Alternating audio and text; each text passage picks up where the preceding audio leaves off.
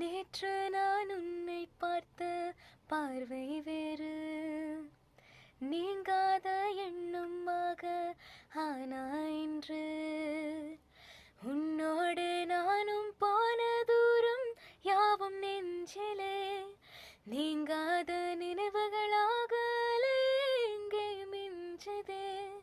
நூலறிந்த பட்டம் போல உன்னை சுற்றி நானும்